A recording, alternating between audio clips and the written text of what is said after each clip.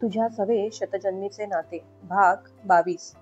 Don't worry sir. त्याची एवढी खातिरदारी सुरू आहे ना की आपण जन्मालाच का आलो असं वाटेल त्याला, सदानंदने सांगितलं.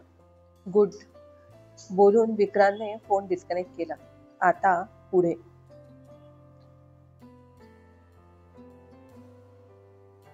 सदानंदचा फोन ठेवल्यावरही विक्रांत कितीतरी वेळ बसून विचार करत होता. या सगळ्यांमागे कोण होतं? एकतर मिस्टर राजपूत, नाहीतर आणखी कोणी. पण तो जो कोणी असेल त्याला शोधून काढणारच होता आणि या सगळ्यांची किंमतही वसूल करणार होता त्या व्यक्तीकडून. पावनी त्या रात्री रूम मध्ये आल्यानंतर त्या दोघांमध्ये जे काही घडलं त्याची जबाबदारी नक्कीच त्याची होती. पण तिला त्या रूम पर्यंत आणण्यासाठी तो जबाबदार नव्हता आणि हे तिच्यासमोर प्रूव्ह करायला लागणारे सगळे पुरावे गोळा करायचे होते त्याला. त्यानंतरच सत्य काय तो ते तिच्यासमोर मांडू शकणार होता. तिची सध्याची परिस्थिती पाहता तिला जपणं खूप आवश्यक होतं. डॉक्टरांनी मगाच सांगितलेलं, कुठलाही स्ट्रेस, टेन्शन तिच्यासाठी चांगलं नाही. बाळाच्या आणि तिच्या जीवालाही धोका उत्पन्न होऊ शकतो. आधीच घरच्यांना फसवते आहे त्याचं ओझं घेऊन जगत होती ती. त्यात आणखी कुठल्या टेन्शनची भर नको होती. या अशात या सगळ्या गोष्टी सहन करण्याची ताकद नव्हती तिच्यात. शिवाय दिसत असतं तसंच जर तिने मानलं असतं तर तिच्या परीने अर्थ काढून मोकळी झाली असती. विक्रांतवर कधीच विश्वास ठेवला नसता आणि पर्यायाने ती दुरावली असती त्याच्यापासून. हे त्याला कुठल्याही परिस्थितीत होऊ द्यायचं नव्हतं. पावनीला सगळ्या नात्यांच्या धागांमध्ये हळूहळू बांधत कायमचा तिला स्वतःशी जोडून ठेवणार होता तो. त्याने परत फोन पाहिला तर तानियाचा कॉल होता. कदाचित मिस्टर राजपूतांनी तिला सॉरी म्हणवण्यासाठी मनवलं असेल. तानिया या गोष्टीसाठी कधीच तयार होणार नाही. तेव्हा तिच्या धूर्त बापाने नक्कीच काहीतरी पट्टी पडवली असणार आपल्या मूर्ख मुलीला, त्याला विश्वास होता. त्याने पुन्हा सदानंदला फोन लावला. येस सर, बोला. सदानंद, तानिया राजपूतच्या गाडीने मागे एका मुलीचा ऍक्सिडेंट झाला होता, बरोबर? हो सर, बरंच लागलं होतं त्या मुलीला. ऑलमोस्ट जाण्याच्या कंडिशन मध्ये होती. पण केस दाबली राजपूतांनी. शिवाय खूप सारी रक्कम नुकसान भरपाई म्हणून दिली होती. त्यामुळे केस क्लोज झालेली. मग आता ती ओपन करायला सांग. पण सर, ती केस तर आधीच क्लोज झालेली आहे. त्या मुलीच्या घरच्यांनी केस मागे घेतली होती. मग दुसरी कुठलीही केस उभी करा. जगदीश राजपूतचे बरेच काळे कारनामे आहे. ज्या 5 इंडस्ट्रीजवर धाडी पडल्या आहे ना, त्यातली एखादी त्याच्या मुलीच्या नावावरही नक्की असेल. त्याच्या प्रत्येक शब्दात राग, क्रोध घोळलेला होता. मघाचा मॉल मधला सीन आठवून. हो सर, आहेत ना. 2 इंडस्ट्रीज त्याच्या मुलीच्याच नावावर आहे. ठीक आहे मग. तिच्या नावाने अरेस्ट वॉरंट निघायला हवं. कमीत कमी 8 दिवस जेलची हवा खाल्ली पाहिजे तिने. And ensure no special treatment. Normal कैद्यांना मिळते तीच अवस्था झाली पाहिजे तिची. ओके सर, बघतो मी, सदानंद नम्रपणे म्हणाला. बघतो नाही, काम झालंच पाहिजे आणि झालं की मेसेज कर मला. बोलून त्याने फोन ठेवला. तानिया तर माफी वगैरे मागायला तयारच नव्हती. पण तिच्या धूर्त बापाने विक्रांत म्हणाला तसंच तिला बरोबर पट्टी पडवली. सगळी कटकट त्या पावनीमुळे आहे. उलट तू माफी मागून त्याच्या नजरेत आपली इमेज सुधारण्याचा प्रयत्न कर. एकदा का हे धाडसत्र आटोपलं की मग त्या पावनीची नीट सोय करतो मी, मिस्टर राजपूतांनी आपल्या वेडा मुलीला आश्वस्त केलं. बापाची होणारी अधोगती पाहून तीही तयार झाली. शिवाय पावनीला रस्त्यातून हटवण्याबद्दल म्हणत होते तिचे वडील. त्यांचा तो प्लान प्रचंड आवडला तिला. बाप आणि मुलगी शेवटी एकाच माळेचे मणी होते. तानियाचा फोन विक्रांतने उचलला नाही म्हणून मग मिस्टर राजपूतांनी त्याला फोन केला. हॅलो विक्रांत, तानियाने फोन केला होता तुला, पण तू उचलला नाहीस. ती तयार आहे पावनीची माफी मागायला. मिस्टर राजपूतांना कसंही करून या सगळ्यातून लवकरात लवकर सुटायचं होतं. मिस्टर राजपूत, ती माफी मागण्याची ऑफर फक्त 5 वाजेपर्यंत होती. 5 वाजेपर्यंत व्हॅलिड होती, तो उपहासाने म्हणाला. म्हणजे अर्थ काय आहे तुझ्या बोलण्याचा? मिस्टर राजपूतांनी गोंधळून विचारलं. आता तुमची मुलगी माझ्या बायकोची माफी मागायला तयार असली तरी तिला माफ करण्याचा आम्हा दोघांचाही मूड नाहीये. खुर्चीवर बसल्या बसल्या पाय ताणवून देत रिलॅक्स होत म्हणाला तो. हे बघ विक्रांत, तू ही छोटीशी गोष्ट खूप ताणतो आहे. काही गरज नाही आहे याची. तू म्हणालास तसं तानिया माफी मागायलाही तयार आहे. छोटीशी गोष्ट मिस्टर राजपूत, रिअली? नशीब समजा आज पावनी आणि तिच्या पोटातलं आमचं बाळ सुखरूप आहे, नाहीतर आतापर्यंत तुम्ही दोघेही बापलेक जिवंत नसता. बाय द वे, फोन ठेवा आता, आणखीन बरेच महत्वाचे कॉल वेटिंगवर असतील तुमच्यासाठी. So just attend them. बघा, तुम्हाला तुमच्या मुलीला वाचवता येतं का ते? तेवढं बोलून विक्रांतने फोन डिस्कनेक्ट केला आणि इकडे जगदीश राजपूतांनी कपाळावर आलेला घाम पुसला. गार्डन मधून तो आत घरातच येत होता की उंबरठ्यावरच त्याची पावलं थबकली. मग नुपूरने सांगितलं, पावनी गोड गाते, तिचा आवाज खूप सुंदर आहे. आणि तीच गोष्ट विराजने आजीसाहेब आणि आबासाहेबांनाही सांगितली. ते तिघही तिला गाणं गाण्याचा आग्रह करत होते. किती दिवसात तिने गाणं म्हटलं नव्हतं. त्या सगळ्यांचा आग्रह पाहून तिचीही इच्छा झाली. विक्रांत घरीत पाऊल ठेवणार होताच की त्याच्या कानावर तिच्या गाण्याचे शब्द पडले. जीने के लिए सोचा ही नहीं, दर्द संभालने होंगे, मुस्कुराए तो मुस्कुराने के कर्ज उतारने होंगे, मुस्कुराऊं कभी तो लगता है जैसे होठों पे कर्ज रखा है, तुझसे नाराज नहीं जिंदगी, हैरान हूं मैं, तेरे मासूम सवालों से परेशान हूं मैं. गाणं संपलं तसं सगळ्यांनी टाळ्या वाजवल्या. तिचे डोळे भरून आले आणि भरून आलेले डोळे तिने अलगद पुसले. पण आज 4 डोळे ओलावले होते. तिच्या आवाजातली वेदना फक्त त्याला कळत होती. मान तिरपी करत विक्रांतनेही ओलावलेल्या पापण्या कोरड्या केल्यात आणि तो आत आला. अरे भाई, तू लेट आलास. You miss the chance. बहिणी काय सुरेख गाणं गाते. ऑसम आवाज आहे तिचा.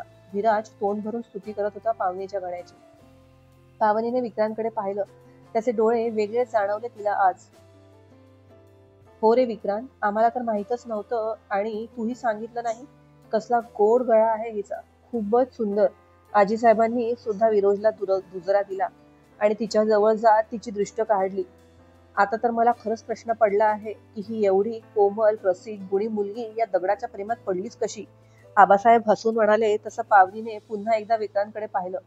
त्याला अशी थट्टा नक्कीच आवडणार नाही, पण हे काय? त्याच्या चेहऱ्यावर चक्क हसू होतं आबासाहेबांचं बोलणं ऐकून. माझं नशीब जोरावर असेल आबासाहेब, म्हणून या दगडाला हा परीस गवसला. विक्रांत अगदी सहज म्हणाला. पण बाकी चौघांचीही तोंड उघडीच राहिले. अगदी पाहण्यासारखे झाले होते त्यांचे चेहरे. हे असं अलंकारिक बोलणं, तेही विक्रांतच्या तोंडून. त्याच्या आवाजात नेहमी असणारा कठोरपणा, रुक्षपणा, कपाळावर आठ्या, डोळ्यांमध्ये राग असायचा. त्याच्या तोंडून हे असलं काही ऐकणं, बिचाऱ्यांना भूकंपाचा झटका बसल्यासारखी अवस्था झाली त्यांची. काय काय म्हणाल भाई तू आता? परीस, दगड, सिरियसली? विराज त्याची आणखी खेचत होता. पण यावरही तो अजिबात चिडला नाही. अरे बाप रे नर्मदा, आपला नातू बदलतो आहे बरं पावनीच्या सहवासात. गोड गळ्यासोबत राहता राहता गोड शब्दही बाहेर पडायला लागले आहे यांच्या मुखातून. आबासाहेबही कौतुकाने त्याच्या पाठीवरून हात फिरवत म्हणाले. मग तर माझी सून आहेच तशी. आजीसाहेबांनी प्रेमाने पावनीच्या गालाला हात लावला. मला तर वाटतं भाई, वहिनीच्या चेहऱ्यापेक्षा तिच्या गळ्याच्याच प्रेमात पडला असणार तू. त्यावरही विक्रांत हसला. पावनीला आता चक्कर यायची बाकी होती फक्त. याआधी 1-2 वेळा असा विषय निघाला तर धुडकावून लावला त्याने. मग आता काय झालं? आश्चर्य, आनंद, कुतूहल असे संमिश्र भाव होते तिच्या चेहऱ्यावर. हा तिच्यासमोर असलेला विक्रांत तो नव्हता. नक्कीच हा विक्रांत तो नव्हता जो त्या दिवशी तळ्याकाठी भेटला तिला, ज्याने तिच्यासमोर लग्नाचं प्रपोजल ठेवलं, जो सुरुवातीला डिवचून आणि चिडवून बोलला होता, ज्याने जमिनीसाठी तिच्यावर आळ घेतला. हा कोणीतरी दुसराच विक्रांत होता, अगदी नवा कोरा, पण हवा हवासा. त्याचं स्माईल खरंच खूप छान होतं. पावनीने नोटीस केलं. नेहमीच कपाळावर आठ्या घेऊन फिरायचा, पण गालातल्या त्या मंद हसूने अजूनच देखणा दिसत होता तो. त्या हलक्या फुलक्या वातावरणामुळे सकाळच्या घटनेचा बऱ्यापैकी विसर पडला तिला. बरं चला आता, उशीर झालेला, जेवून घेऊयात. मंदाला पानं घ्यायला सांगितलं आजीसाहेबांनी. पावनीला तर त्या ग्लासही उचलू देत नव्हत्या. जेवणाची इच्छा नव्हती तिची. एखादी चपाती खाल्ली असेल तिने फक्त. बस तेवढं खाऊन ताट बाजूला केलं. अगं कमी किती खातेस? अशाने कसं होणार? अशक्तपणा आहे. थोडं तरी खा आणखी, आजीसाहेब तिला आग्रह करत म्हणाल्या. इच्छा नाही माझी आजीसाहेब, ती केवलवाणं तोंड करून म्हणाली. आजीसाहेब त्यावर आणखी काही बोलणार, पण तोच बाजूला बसलेल्या त्याचा आवाज तिच्या कानावर पडला. इच्छा नसेल तरी खावं लागेल. तू जे खाशील तेच बाळापर्यंत पोहोचेल. So finish this. थोडं थोडं खा, पण संपव. त्याने स्वतःच्या हाताने डाळ भात तिच्या ताटात वाढला. वरून चमचाभर तूपही. ती चेअरवर बसली होती म्हणून ठीक, नाहीतर खरंच धक्क्याने खाली पडली असती त्याचं बोलणं ऐकून. आजीसाहेब आणि आबासाहेबांनी एकमेकांकडे पाहतच समाधानाचं स्मित केलं. सुरुवातीच्या दिवसांमधलं त्याचं वागणं दोघांनाही खटकत होतं. लग्न करून तिला घरी आणलं तरी नवऱ्याच्या जबाबदाऱ्या उचलताना निभवताना तो दिसत नव्हता. पण आता हा समोरचा नजारा पाहून काळजी मिटली त्यांची. विराजलाही आपला भाऊ बदलल्याचं जाणवत होतं. पावनी मात्र अजूनही एकदा ताटातल्या डाळ भाताकडे आणि एकदा त्याच्याकडे पाहत होती. इथे सगळ्यांसमोर दाखवायला म्हणत असतील का आपल्याला? हो, त्यासाठीच असेल. पण आजवर तर त्यांनी कधी नाही केलं हे. मग आता त्याने नजरेने तिला जेवण सुरू कर म्हटलं तसं बिचारीने भानावर येत त्याच्या धाकाने ताटातलं सगळं हळूहळू का होईना पण संपवलं. बरं, उद्या सुधा येणार आहे, आजी साहेबांनी आठवण करून दिली. किती वाजेपर्यंत येईल सुधा मावशी? त्याने विचारलं. 10:30 पर्यंत येईल ती. ठीक आहे, त्याचं तेवढंच उत्तर. जेवण झाल्यावर रूम मध्ये आल्या आल्या त्याने पहिले तिची फाईल पाहून त्यातली औषधं चेक केली. रात्रीच्या गोळ्या काढून ठेवल्या. ग्लासमध्ये पाणी ओतलं. फाईल पुन्हा ठेवताना त्याची नजर सोनोग्राफीच्या रिपोर्टवर गेली. त्याने तो लक्ष देऊन नीट वाचला. सगळं नीट होतं. आणि मग लक्ष त्या छोट्याशा आकृतीकडे गेलं. त्यावर त्याने बोटं फिरवली. एक वेगळ्याच समाधानाचं सुखावणारं फिलिंग आलं. आयुष्यातलं किती मोठं सुख त्याच्या हातून निसटता निसटता राहिलं. विचार करूनच डोळे बंद केले. तिची आत येण्याची चाहूल लागली तसं त्याने फाईल बंद करून ठेवली. ती आत आली. त्यावर त्याने तिला आवाज दिला. पावनी, काय झालं? तिने वळून विचारलं. त्यावर त्याने औषधं आणि पाणी तिच्या समोर धरलं. आता इथे तर नाटक बघायला कोणीच नव्हतं, मग कशासाठी हे? तिला पडलेल्या प्रश्नावलीत आणखी एक प्रश्न ऍड झाला. मी घेतलं असतं जरा वेळाने. त्याच्या हातातली औषधं आणि पाणी पाहून ती म्हणाली. विसरते तू बरेच वेळा. बोलताना त्याने ग्लास तिच्या हातात दिला. तिने औषधं घेतली आणि बेडकडे वळली. उशा नीट ठेवताना त्यातली एक उशी खाली पडली. ती उचलायला वाकणार तोच त्याचा मोठ्याने आवाज आला. स्टॉप. वाकण्याच्या तयारीत असलेली ती त्याच्या आवाजाने तशीच स्टॅच्यू मोडवर उभी राहिली, अगदी धक्का लागल्यासारखी. काय झालं विचार करेपर्यंत त्यानेच ती उशी उचलून बेडवर नीट ठेवली. Don't bend, it's not good. आज जरा जास्तच काळजी घेत आहेत का हे माझी? तिला वाकायला नाही म्हणाला तो. मगाशी जेवण करताना, त्यानंतर औषधं आणि आता हे. त्याचं वागणं कोड्यात टाकणारं होतं तिला. बुचकळ्यात पडली ती. साहजिक होतं. तू झोप आता, आराम कर. आणि हो, मी मघा म्हणालो तसा कुठलाही विचार करू नकोस. सगळं नीट होईल. ती बेडवर लेटली तसं त्याने तिच्या अंगावर पांघरून ओढून दिलं. एक क्षण वाटलं तिला की त्याला विचारावं, हे सगळं का करतोय तो? कशासाठी? नका करू हे सगळं. सवय होईल मला, आणि एकदा का सवय झाली की ती तोडणं मुश्किल होईल. त्रास होईल त्यावेळी. पण ती त्यातलं काहीच बोलली नाही त्याला. त्याच्या बोलण्यावर मान हलवून मुकाट्याने डोळे बंद केले. त्याचे शब्द आठवले. तू या घरात असेपर्यंत तुझी सगळी जबाबदारी माझी आहे. हो, त्यासाठीच करत असतील, तिने स्वतःला समजावलं. पण तिला माहिती नव्हतं त्या नाटकाचा भाग नाही तर त्याच्या आयुष्याचा भाग झाली आहे ती. किंबहुना त्याचं आयुष्य झालेली आहे आता. जरा वेळातच तिला गाढ झोप लागली. ती झोपली आहे ते पाहून तो टेरेसमध्ये गेला आणि स्लायडर ओढून हर्षलला फोन लावला. हॅलो, बोल विक्रांत. काय म्हणतोस? सगळं ठीक? तुझ्याशी महत्वाचं बोलायचं होतं. विक्रांतचा आवाज जरा वेगळाच वाटला त्याला. अरे मग ये ना आपल्याच्या नेहमीच्या ठिकाणी. मी तिथेच आहो आता. हर्षल म्हणाला. नाही, आता नको. आता नाही येऊ शकत. पावनी एकटीच आहे. विक्रांतच्या अगदी सहज उत्तरावर हर्षलने भुवया उंचावल्या. ओके, बरं बोल, काय सांगायचं होतं? हर्षलने त्याला जाणवू दिलं नाही. फोनवर नको. उद्या ऑफिसला येशील का तू? तू आल्यावर तिथेच भेटून बोलूया. हो ठीक आहे, येतो मी. विक्रांतच्या आवाजातली अस्वस्थता काही कमी झाली नव्हती. तो आवाज त्याला बराच अस्वस्थ आणि खोल वाटला. Vikrant, is everything okay? काही इश्यू नाही ना? काही प्रॉब्लेम? घरी तर माहीत झालं नाही ना? हर्षदला पहिला विचार तोच आला. नाही, तसं काही नाही. Everything is okay. मग पावनी, ती पण ठीक आहे? सगळं नीट आहे ना? हो हो. Are you sure? येस. उद्या भेटू आपण, तेव्हा बोलू. Bye, good night. बोलून त्याने फोन डिस्कनेक्ट केला. सदानंदचा काम झाल्याचा मेसेज होता. थोडा तरी हिशेब चुकता झाला होता. तो आत आला तर पावनी सरळ झोपली होती. झोपायच्या आधी तिने चेंज केलं नाही आज. मघा नेसलेली साडी अंगावर होती. एसी सहन व्हायचा नाही म्हणून पूर्ण अंगभर पांघरून घेऊन झोपलेली. त्याने एसीचा रिमोट हातात घेतला आणि तो बंद केला. फॅन लावला आणि खिडकी उघडली. जरा वेळाने तिला गरमी झाली तसं अंगावरचं पांघरून काढून टाकलं तिने. याचीच तो मागच्या पाऊण तासापासून सोफ्यावर बसून वाट पाहत होता. तिने पांघरून काढून टाकताच तो हळूच बेडवर तिच्या बाजूला जाऊन बसला. तिच्या साडीचा पदर हलकासा पोटावरून सरकलेला होता.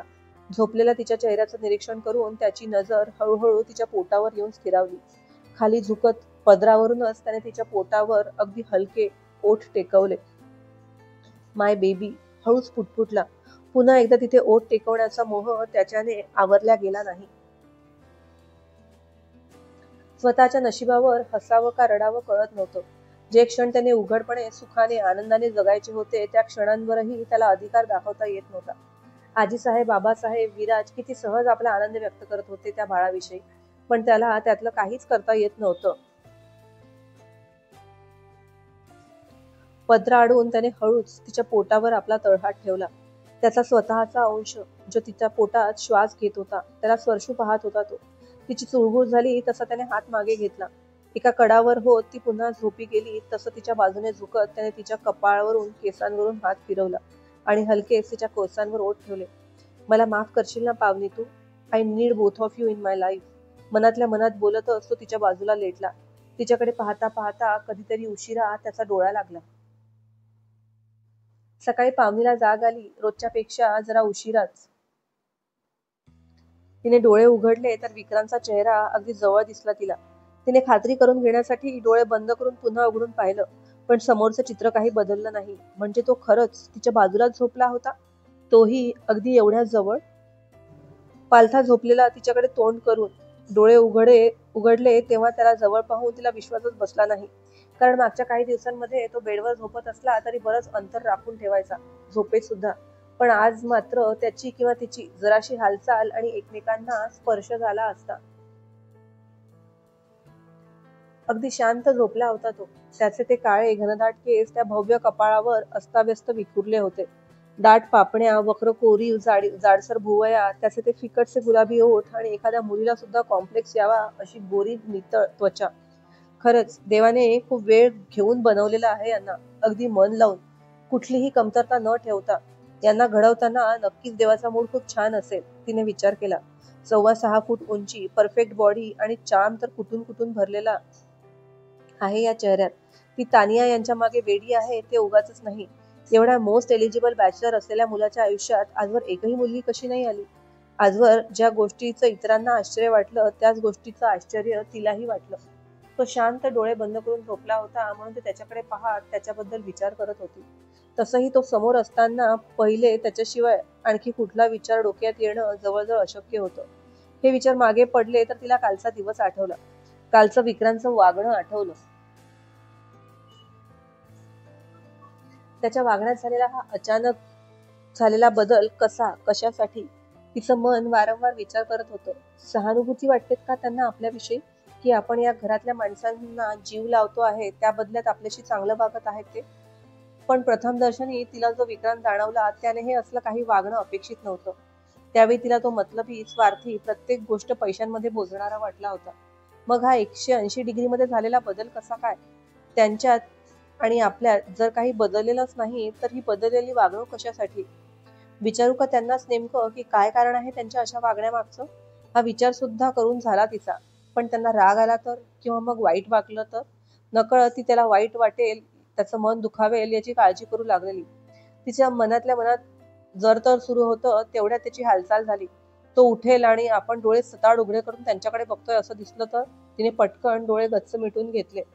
त्याला जाग आली होती. जांभई देत हलकेसे हात ताणत आळस देत त्याने डोळे उघडले तर समोर तिचा सुंदर मुखडा दिसला.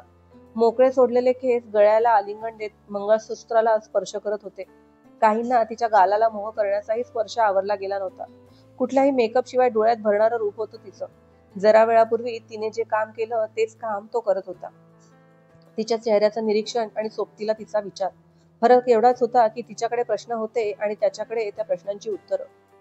पांघरून पूर्ण अंगभर परत ओढून घेतलं होतं तिने. झोपेतही कसली गोड दिसत होती, निरागस, निर्मळ, सकाळच्या त्या शुद्ध पवित्र वातावरणासारखी. तिच्या बाजूला कूस करून तो तिच्याकडे पाहत होता. त्याला जाग आली आहे हे तिलाही जाणवलं, पण मग हे उठले का नाहीये? ती डोळे पण उघडू शकत नव्हती आणि आता झोपेतून उठल्याचं नाटक करायलाही सुचलं नाही तिला.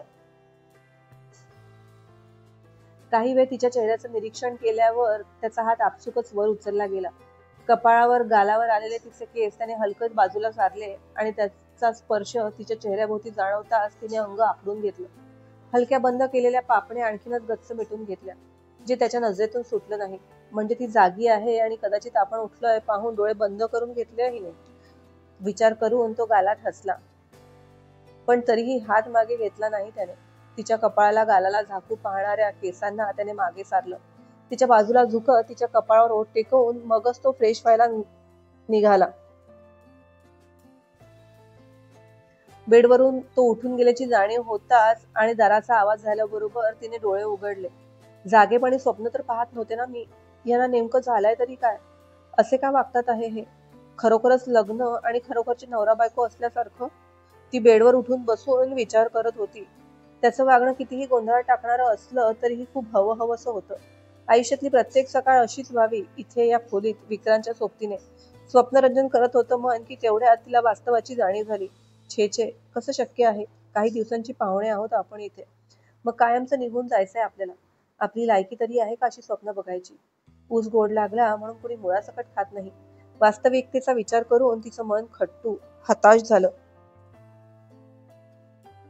मग आपल्या पोटावर हात ठेवून तिने आपल्या बाळाशी जरा वेळ बडबड केली. टॉवेल घ्यायला म्हणून त्याने वॉशरूमचं दार उघडलं तर तिची बाळासोबत सुरू असलेली बडबड कानावर पडली. तिची ती हरकत पाहून हसू आलं त्याला. हे सगळे क्षण त्याला पाहुणीसोबत जगायचे होते.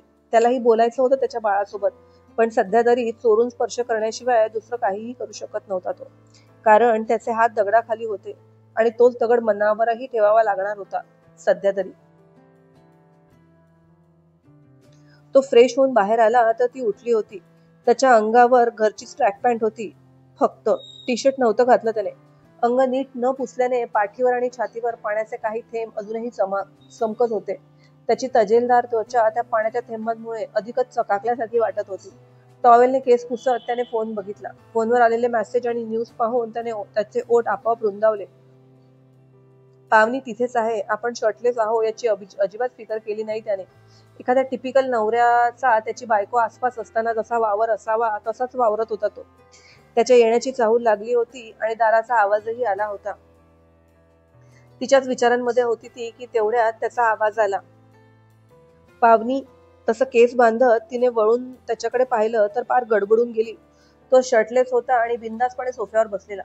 त्याने तिच्याकडे पाहिलं. केसांचा बांधलेला अर्धवट अंबाडा, त्यातून सुटलेल्या काही बटा, हलकासा झोपाळलेला चेहरा. गोडवा ओव्हरलोडेड होता त्या नाजूकच्या चेहऱ्यावर. पण तिचे डोळे मात्र इकडे तिकडे भिरभिरत होते. त्याच्याकडे पाहायलाच तयार नव्हते ते. आणि ती संधी साधून त्याची नजर तिच्या चेहऱ्यावरून खाली येत तिच्या पोटावर स्थिरावली. हलक्याच्या बाजूला झालेल्या पदराआडून त्याला तिच्या त्या गोऱ्या पोटाचं दर्शन झालं, जे सध्या त्याच्या बेबीचं घर होतं. तिला असं गडबडलेलं पाहून, तिची धांदल उडालेली पाहून तो गालातच हसला.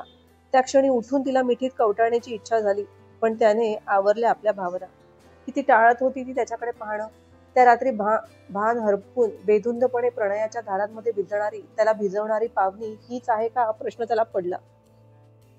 पावनी. अजूनही त्याच्याकडे पाहायला तयार नव्हती ती, म्हणून त्याने पुन्हा आवाज दिला. काय? त्याच्याशी नजर न मिळवताच तिचा प्रतिप्रश्न. Your voice is really sweet. खूप गोड गातेस तू. तुला हवं तर गाणं पुन्हा सुरू करू शकतेस, म्हणजे तुझी हेल्थ सांभाळून. If you want any instrument let me know. मागवून घेऊ आपण. तिला कुठलं वाद्य हवं असेल तर आपण घेऊन येऊ म्हणाला तो. बोलता बोलता त्याने टी शर्ट अंगावर घातलं. तू उत्तर नाही दिलंस. ती काहीच बोलली नाही पाहून त्याने पुन्हा विचारलं. मी बघते आणि सांगते तुम्हाला. हेही उत्तर भलतीकडे पाहूनच. बोलतानाही ततपप होत होती तिची. You are behaving like I have not wear anything. मी काहीच कपडे घातले नसल्यासारखी वागते आहेस तू. तो तसा म्हणाला आणि तिने दचकून मान उचलून त्याच्याकडे पाहिलं. आता त्याने टी शर्ट घातलं होतं. तो जे काही बोलला ते खरं होतं की कान वाजले आपले? शी, हे असं कसं बोलले? तिला आठवूनच लाजल्यासारखं झालं आणि त्याचा रागही आला. असं कसं बोलू शकतात हे? रेडी होऊन ब्रेकफास्टला ये, नंतर तुझी औषधही घ्यायची आहे. त्याला मात्र आपल्या बोलण्याचं काहीही वाटलं नाही. बोलता बोलता चालत तो तिच्याजवळ आला आणि तिथून बाहेर पडायच्या आधी हात वर करून त्याने तिचा अर्धवट बांधलेला अंबाळा सोडला आणि केस मोकळे केले. तिने दचकून त्याच्या डोळ्यांमध्ये पाहिलं तर त्याच्या चेहऱ्यावर मंद मिश्किल हसू होतं. Get ready, I am waiting, तिच्या डोळ्यात पाहत तो बोलला आणि तिथून बाहेर पडला.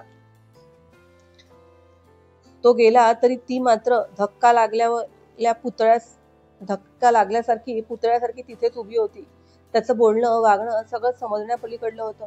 काल त्याने तिला तानियाने दिलेल्या धक्क्यापासून वाचवलं, पण तू स्वतः मात्र तिला धक्क्यावर धक्के देत होता. जे काही घडत होतं सुखद होतं. नक्कीच कुणीही आपल्या जोडीदाराविषयी, आपल्या संसाराविषयी जी कल्पना करेल तसंच चित्र उभं केलं होतं त्याने तिच्यासमोर. पण ते आपलं नाही, आपला हक्क नाही त्यावर, हा विचारही जोडीने तिला वास्तवात ओढू पाहत होता. धाकट्या वहिनीसाहेब, आजीसाहेब विचारताय तुम्ही तयार झाल्या का? मंदाने दारातूनच विचारलं. तसं ती भानावर आली. हो, आलेच जरा वेळात. मोकळे सोडलेले केस तिने पुन्हा वर बांधले. अरे विक्रांत, तू तयार नाही झालास? एवढ्या वेळेपर्यंत तो ऑफिसला जायला तयार असायचा, पण अजूनही त्याला घरच्याच कपड्यात पाहून आजीसाहेबांनी विचारलं.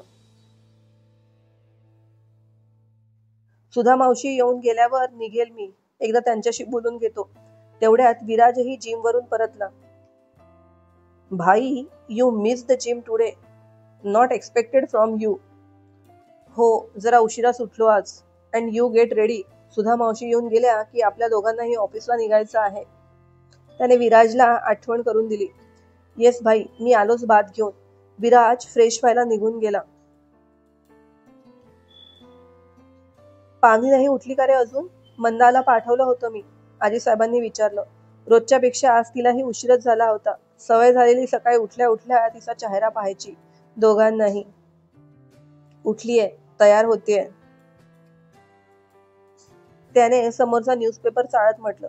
जरा वेळाने पाहुणी तयार होऊन देवाजवळ दिवा लावून नमस्कार करून बाहेर आली.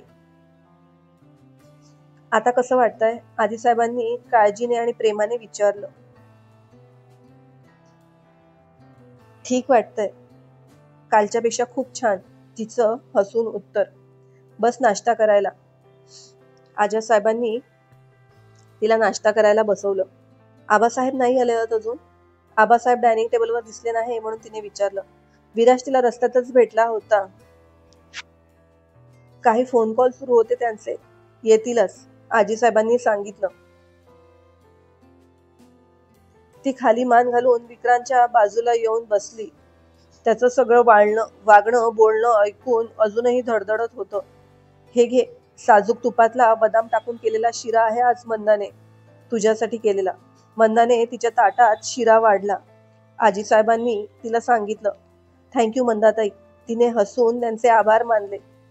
खाऊन बघा, तुम्हाला आवडला आणि इच्छा झाली तेव्हा तेव्हा करून देत जाईल मी, मंदाताईंचा हसून प्रतिसाद.